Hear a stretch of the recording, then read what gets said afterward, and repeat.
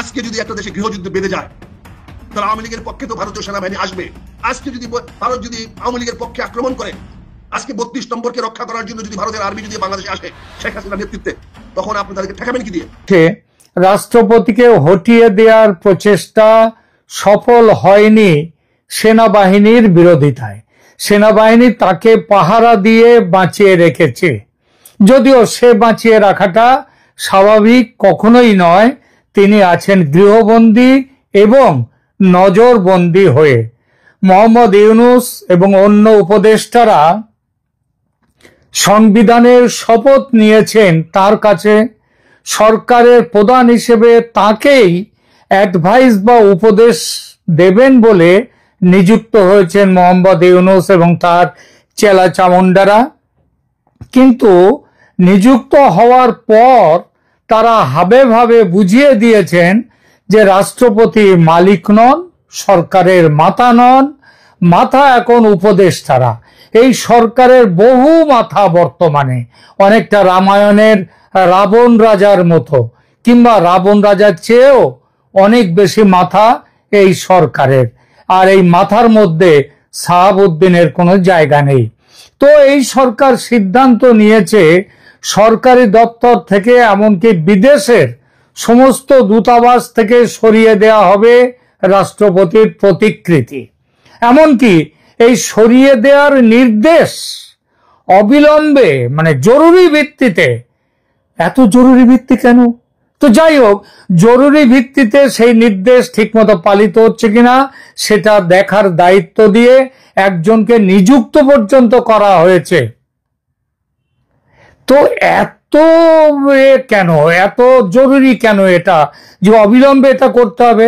সাধারণভাবে হয় কি, অনেক সময় কেউ মরে টরে গেলে তাদের ডেড বডি পুড়িয়ে দেওয়া কিংবা সমাধিস্থ করার আগে যদি বেশি দেরি হয়ে যায়, তখন ওই ঠিক মতো রাখে না, পছন্দ টছন ধরে ইত্যাদিতেই, যতই কায়দা কানুন করে রাখা হোক না কেন, আর বেশি দিন রাখলে তার নানা রকম সমস্যাও হয়। তো যাই হোক, এইরকম কিছু হয়েছে কিনা শাহাবুদ্দিনের ক্ষেত্রে সেটা কিন্তু মানুষের মনে একটা সন্দেহ আসছে। সাধারণভাবে দেশের অভ্যন্তরে সরকারি অফিসে রাষ্ট্রপ্রধান বা সরকার প্রধানের প্রতিকৃতি টাঙিয়ে রাখাটা এটা একটা সাধারণ নিয়ম, পৃথিবীর সব দেশে হয়। সেই হিসেবে বাংলাদেশের সরকারি অফিসে এবং বিদেশে বাংলাদেশের যেসব হাই কমিশনগুলো আছে সেখানে রাষ্ট্রপতি মহোদয়ের ছবি, শাহাবুদ্দিন সাহেবের ছবি রাখা হতো। সেটা এখন থেকে আর রাখা যাবে না, না রাখার হুকুম জারি হয়েছে। কেন এই হুকুম, আর এত জরুরি হুকুমটা কেন? এই নিয়েই উঠেছে নানান সন্দেহ, নানান প্রশ্ন। এই কারণেই উঠেছে হঠাৎ কেন এমন ফরমান। এই প্রতিবেদনে এই বিষয়টি নিয়ে আজকে আলোচনা করব। নমস্কার, খবরের অন্তরালের খবর নিয়ে ক্যালকাটা ডায়ালগস থেকে আমি মনোজ দাস। আজ সকাল থেকে ফোন আসছে বাংলাদেশ থেকে, ভারতের বিভিন্ন জায়গা থেকে, এমনকি এক বাংলাদেশের একাধিকবারের সাংসদ তিনি পর্যন্ত ফোনে জানালেন, আমার সাথে তার ফোনে আমি করেছিলাম ফোনটা। তিনি বললেন, দাদা, শাহাবুদ্দিন সাহেবের ছবি কেন সরিয়ে দেওয়া হচ্ছে? তিনি কি আর রাষ্ট্রপতি নন? তিনি কি বন্দী? তার জায়গায় কি অন্য কাউকে রাষ্ট্রপতি করবে এরা? বাংলাদেশ থেকেও বেশ কয়েকজন বললেন শাহাবুদ্দিন চুপ্পু আর বেঁচে নেই, তাকে নাকি মেরে ফেলা হয়েছে। রাষ্ট্রপতি পদে বাংলাদেশের এই মুহূর্তে কেউ নেই, সরকার চেপে যাচ্ছে এবং চেষ্টা করছে যত তাড়াতাড়ি হোক একটা নতুন রাষ্ট্রপতি খুঁজে নিয়ে আসা যাবে, নইলে মুশকিল হচ্ছে। তো আমি এটা সরকার তাই চেপে যাচ্ছে। আমি বললাম, মারবেটা কি করে? ওয়াকারুজ্জামান তার জন্য ভীষণ কড়া পাহারার ব্যবস্থা রেখেছেন, সেটা পেরিয়ে তাকে মেরে ফেলা সম্ভব নয়। তখন বাংলাদেশ থেকে যারা ফোন করলো তারা বলল যে ওয়াকার কে, তিনি কাদের লোক? ইউনূসকে ক্ষমতায় বসিয়েছে সেনাপ্রধান, ক্ষমতায় টিকিয়ে রেখেছেন ইউনূসকে সেনাপ্রধান। আর সেনাপ্রধান তাহলে কি, আপনি কি মনে করেন সেনাপ্রধান ইউনূসের বন্ধু না আমাদের শাহাবুদ্দিন চুপ্পু সাহেবের বন্ধু? তিনি এখন একেবারেই ইউনূসের সাথে তার তালমেল হয়ে গেছে। গোপালগঞ্জের ঘটনায় আপনারা সেটা দেখেছেন। এই কথাগুলো যে একেবারে ফেলে দেওয়ার মতো তা নয়।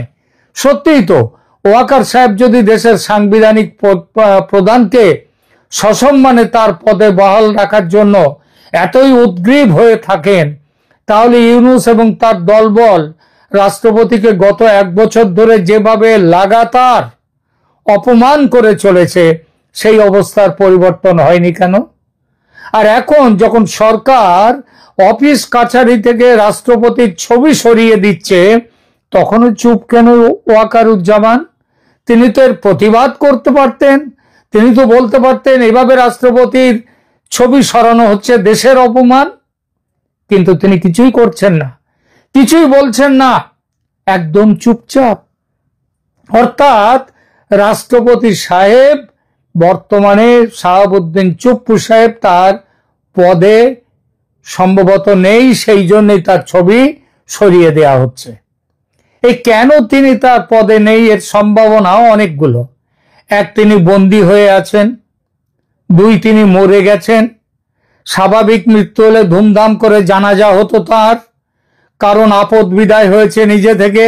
আল্লাহ তাকে টেনে নিয়েছেন, আল্লাহ পরম করুণাময়, তাই শাহাবুদ্দিন চুপ্পুকে টেনে নিয়েছেন। সেসব তামঝাম ওই জানাজা করে, বিরাট জানাজা করে এই যে তামঝাম, কিচ্ছু দেখা গেল না। তখনই প্রশ্ন ওঠে, স্বাভাবিক মৃত্যু হয়নি তার, তাহলে কি তিনি খুন হয়েছেন? এবং বঙ্গভবনে কি এখনো তার ডেড বডি পড়ে রয়েছে? আপাত দৃষ্টিতে এই সম্ভাবনাকে কষ্ট কল্পনা বলে মনে হতেই পারে, আমি বলছি মনে হতে পারে। কিন্তু একটা কথা ভাবুন, হঠাৎ এরকম ভীষণ রকমের গুরুত্বপূর্ণ সিদ্ধান্ত সরকার নিল কেন, এবং এত জরুরি ভাবে সেটা নিল কেন? যেন এক্ষুনি করতে হবে, যার জন্য আবার দেখাশোনা করবার জন্য একটা লোক লাগানো হয়েছে। শোনা যাচ্ছে একটা গল্প, পেছনের কাহিনী, যে মালয়েশিয়া সফরে গিয়েছিলেন আমাদের ইউনূস সাহেব। সেখানকার দূতাবাসে রাষ্ট্রপতি শাহাবুদ্দিনের বড় সড়ো প্রতিকৃতি দেখে ইউনূস মিয়া নাকি ভীষণ রেগে যান। হাই কমিশনারকে তিরস্কার করে বলেন, ফ্যাসিস্টের এই দোসরের ছবি কেন রাখা হয়েছে? রাষ্ট্রপতি নয়, ফ্যাসিস্টের দোসর, শেখ হাসিনার দোসর। রাষ্ট্রদূত, সেখানকার হাই কমিশনার সবিনয়ে জানান, তিনি তো আমাদের রাষ্ট্রদূত, এই রাষ্ট্রপতি, তার ছবি রাখবো না? তখন খবর রটেছে এই কথার উত্তরে ইউনূস মিয়া নাকি হঠাৎ মুখ ফসকে বলে ফেলেন, রাষ্ট্রপতি আর নাই। এই রাষ্ট্রপতি আর নাই কথাটি বলে আর কিছু বলেননি তিনি, কিন্তু যেভাবে তিনি আর নাই রাষ্ট্রপতি বলেছিলেন, তা শুনে সন্দেহ হয় যে তিনি আর পৃথিবীতেই নাই, পৃথিবী ত্যাগ করেছেন, মরহুম হয়ে গেছেন। বন্দি করে রাখলে ভবিষ্যতে ঝামেলা হতে পারে, তাই বাঁচিয়ে রাখার ঝামেলা আর রাখেনি আমেরিকা। আমেরিকা আমেরিকা কেন রাখবে না? হ্যাঁ, কেন রাখবে না সেটা তো কিছুদিন ধরেই বুঝতে পারছেন। বাংলাদেশ এখন ইউনূস প্রশাসন চালাচ্ছে না, বাংলাদেশ চালাচ্ছে এখন আমেরিকা। আমেরিকার ট্রাম্প সাহেবের সার্চ দ্য অ্যাফেয়ার্স বকলমে যিনি রাষ্ট্রদূত, হাই কমিশনার, সেই ট্রেসি এন জ্যাকবসন, তিনিই চালাচ্ছেন এখন বাংলাদেশ। এই খবর আসছে যে অপারেশন শাহাবুদ্দিন এটা আমেরিকার প্ল্যান। আমেরিকা সাহস না দিলে বাংলাদেশ তার এতটা ক্ষমতাই হতে পারত না, ভাবতেই পারত না এমন ভাবে শাহাবুদ্দিনের হাত থেকে মুক্তি মিলবে। এই মতের সপক্ষে যুক্তি একেবারে নেই তা নয়। গত কয়েকদিন ধরে ঢাকায় আমেরিকার বকলম রাষ্ট্রদূত ট্রেসি এন জ্যাকবসন অতি মাত্রায় ব্যস্ত হয়ে পড়েছেন একটি পাত্র জোগাড়ের জন্য। বাজারে রটেছে যে এই পাত্র, না না না, পাত্র মানে ওই মেয়ের বিয়ের পাত্র নয়, মেয়ের বিয়ের জন্য দেওয়ার জন্য পাত্র খোঁজা সেটা নয়। বাজারে রটেছে ইউনূস মিয়া আর নাকি বাংলাদেশে থাকতে চাইছেন না, তার নাকি মন ভেঙে গেছে, চলে যাবেন। আর তিনি চলে গেলে তো একজন নতুন প্রধান চাই, তাই খুঁজে বেড়াচ্ছেন প্রধান উপদেষ্টার পদে কাকে বসানো যায়। এটা সুমুখের প্রচার, সামনের প্রচার, কিন্তু পেছনের বাস্তব তো উল্টো। আপনারা সবাই জানেন, বিশ্বের সবাই জানেন যে ইউনূস মিয়া ক্ষমতা পেলে তা সেটা ছাড়তে চান না। তিনি প্রধান উপদেষ্টার পদ ত্যাগ করবেন কবরে যাওয়ার পরে। সুতরাং তার জায়গায় নতুন পাত্র খুঁজছেন না জ্যাকবসন।